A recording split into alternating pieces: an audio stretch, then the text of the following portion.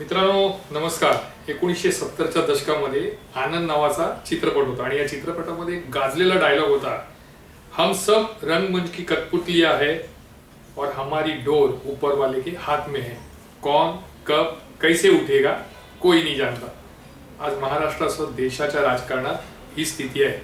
विरोधी पक्षातील जे भ्रष्टाचारी नेते आहेत, आमदार आहेत, खासदार आहेत, त्यांची डोर ही भाजपच्या आणि प्रामुख्याने मोदी आणि शहांच्या हातात आहे.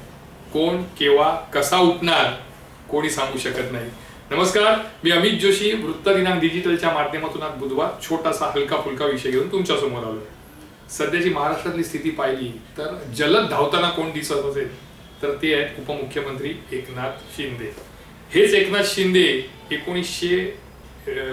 2020च्या काळामध्ये एका प्रकरणामध्ये त्यांचा खासगी सचिव म्हणा, त्यांची मित्रमंडळी अडकले, त्यानंतर त्यांनी फोडाफोडी केली, संपूर्ण शिवसेना फोडली आणि ते बाहेर पडले, भाजपच्या मांडीवर जाऊन बसले. आज हेच एकनाथ शिंदे 2029ची तयारी करत आहेत. म्हणजे उद्या जर भाजपने दगाफटका दिला तर आपल्या पक्षाला त्रास नको, किंवा सुप्रीम कोर्टाने जर चिन्ह आणि पक्ष गोठवला तर आपल्याकडे किमान एक मोठी फौज तयार पाहिजे, या दृष्टीने आता शिंदे वाटचाल करताना दिसत आहेत. ठाकरे गट असू दे, राष्ट्रवादी असू दे, छोटे मोठे पक्ष असू दे, अपक्ष असू दे, यांना काही ना काही देऊन फोडण्याचं काम एकनाथ शिंदे करतायत. त्यांनी बच्चू कडून सारखा जो प्रहार संघटना होती ती अख्खीच्या अख्खी गिळली, तो पक्ष सगळा विलीन करून घेतला. आता त्यांचं लक्ष आहे बहुजन विकास आघाडीकडे, कारण हितेंद्र ठाकूर यांची ताकद ठाणे ग्रामीण मध्ये आहे. तर त्यांना आपल्या पक्षात विलिनीकरण करून घेण्याची तयारी आणि त्या बदल्यात त्यांच्या मुलाला विधान परिषदेची आमदारकी देण्याची आणि हितेंद्र ठाकूर यांच्या सहकार्यांना सामावून घेण्याची पूर्ण तयारी शिंदेनी केली. आता बघायचं हे आहे की एकनाथ शिंदेच्या गळाला हितेंद्र ठाकूर लागतात का. पण या सर्व ज्या घडामोडी घडतायत त्यामुळे राज्यातील भाजपाचे नेते अस्वस्थ आहेत. कारण ज्या वेगाने एकनाथ शिंदे चालले आहेत, ज्या वेगाने ते फोडाफोडी करतायत, आपला पक्ष वाढवतायत, ते पाहता एक मोठा पर्याय भाजपला ते उभे करू शकतात पुढील काळामध्ये. पण मग आता असा प्रश्न येतो की मग भाजप गप्प का. तर भाजप हा तमाशा बघते. त्याला दोन कारण आहे. एक म्हणजे एकनाथ शिंदे यांनी देवेंद्र फडणवीस यांना शह देताना किंवा त्यांच्याशी स्पर्धा करताना दिल्लीमधील जे महत्वाचं नेतृत्व आहे अमित शाह यांच्याशी जुळवून घेतलंय. आपण असं म्हणतो की शत्रूचा शत्रुत्व आपला मित्र. त्यामुळे फडणवीस आणि अमित शाह यांच्यामध्ये पटत नाही अशी चर्चा आहे राजकीय वर्तुळात. त्यामुळे एकनाथ शिंदे यांनी शहांशी पटवून घेतले. अधूनमधून ते दिल्लीला जातात, शहांशी चर्चा करतात आणि शहा देखील फडणवीसांना चेकमेट करण्यासाठी काही ना काही मदत करत असतात.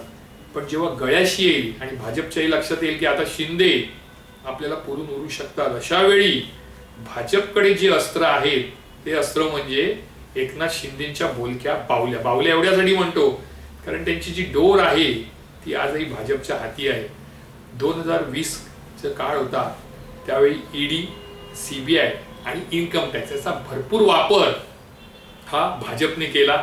त्यावेळच्या शिवसेनेला फोडण्यासाठी प्रताप सरनाईक असू दे, आनंदराव अडसूळ असू दे, यामिनी जाधव असू दे, त्यांचे मिस्टर जाधव ते असू दे, असे अनेक मंडळी होती की ज्यांना नोटीस गेल्यानंतर त्यांना काही ना चौकशीसाठी बोलवलं.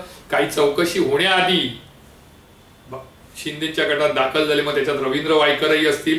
अशी अनेक मंडळी, किमान 12 ते 14 लोक असे आहेत शिंदेचे की ज्यांना ईडी, सीबीआय आणि आयटीने त्रास दिला होता. आता जर शिंदेना असं वाटत असेल की बाबा हे सर्व सही सलामत सुटले आहेत, तर कोणीही सुटलेलं नाही. ईडी आणि सीबीआय आणि आयटीच्या होल्डवर या सर्व नेत्यांच्या फायली आहेत. यांनी जे मोठमोठे करोडो रुपयाचे भ्रष्टाचार केले त्याची सर्व माहिती ही आता ईडी कडे पण आहे, सीबीआय कडे पण आहे आणि इन्कम टॅक्स कडे पण आहे. त्यामुळे जर शिंदेना वाटत असेल की बाबा आता हे सर्व सुटले आहेत, आपण भाजप सोबत आहोत, आपण अमित शाह, मोदी यांच्याशी जुळून घेतलंय, तर आपल्याला सर्वांना क्लिअरन्स मिळालाय, तर ते चुकीचं आहे. ज्यावेळी भाजपला असं वाटेल की राज्यामध्ये शिंदे दोही जड होत आहेत, त्यावेळी त्यांच्याकडे हा पर्याय असेल की एकतर जे भ्रष्टाचारात डुबलेले आहेत किंवा ज्यांच्या फायली तयार आहेत त्या फायली पुन्हा ओपन केल्या जातील आणि शिंदेना अडचणीत आणलं जाईल, किंवा मग भाजप ज्यांच्या फायली आहेत त्यांना दमदाटी करेल, त्यांना आत जाण्यासाठी सांगतील की तुम्हाला आम्ही आत टाकू नये. तर आमच्या सोबत आता कदाचित ही जी भ्रष्टाचारी मंडळी आहे ती शिंदेची साथ सोडून भाजप सोबत जाऊ शकतात.